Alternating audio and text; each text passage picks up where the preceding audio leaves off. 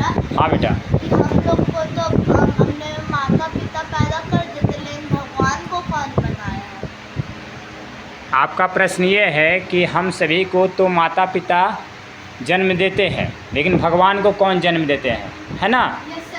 इस प्रश्न का उत्तर मैं आपको कुछ दे रहा हूँ। अगर आप इसे संतुष्ट हैं, कोशिश करेंगे संतुष्ट करने के लिए, आप ध्यान से सुनेंगे। देखिए, हमारे जन्म निश्चित है।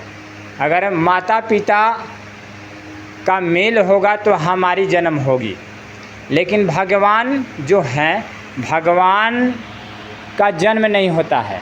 ना तो भगवान मरते हैं और न ही उनका जन्म होता। भगवान स्वयं बने हैं और उनके द्वारा ये सृष्टि बनाई गई है। जैसे भगवान पहले निराकार रूप में है, यानी जो हम श्वास के रूप में ले रहे हैं, हम सभी जो श्वास ले रहे हैं यही भगवान है। हम में जो श्वास लेने की क्षमता है यही भगवान है। हम में जो देखने की क्षमता है यही भगवान है। हम में जो चलने की क्षमता है यही भगवान है।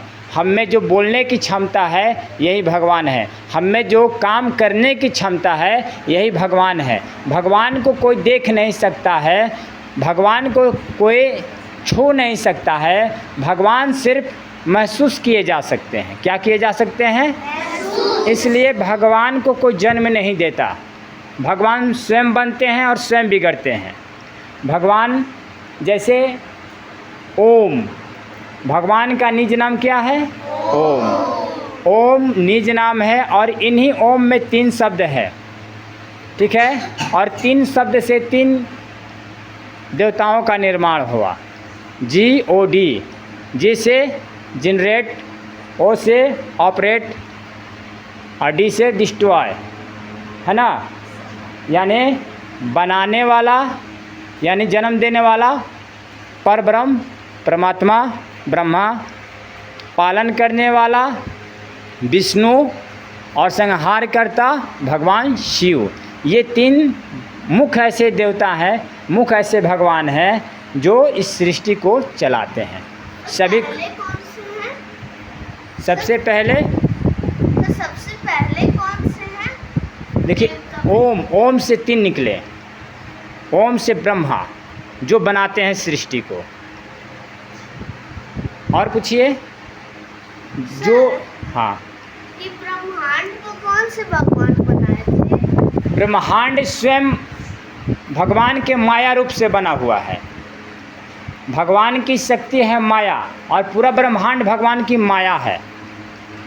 जब सृष्टि की उत्पत्ति होती है तो उत्पत्ति करते हैं ब्रह्मा, यानी सभी जीव जंतु कीड़े मकोड़े इन सभी को बनाते हैं ब्रह्मा, और इन सभी को पालन करने की जिम्मेवारी है भगवान विष्णु हरि नारायण, जो क्षीर सागर में वैकुंठ में निवास करते हैं।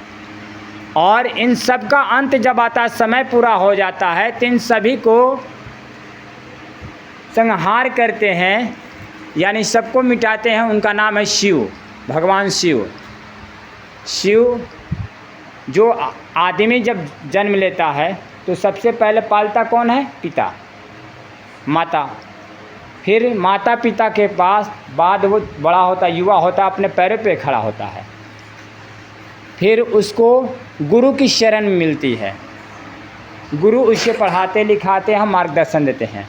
और उसके बाद वो बच्चा क्या करता है? फिर जब बड़ा होता है, युवा अवस्था होता है, उसकी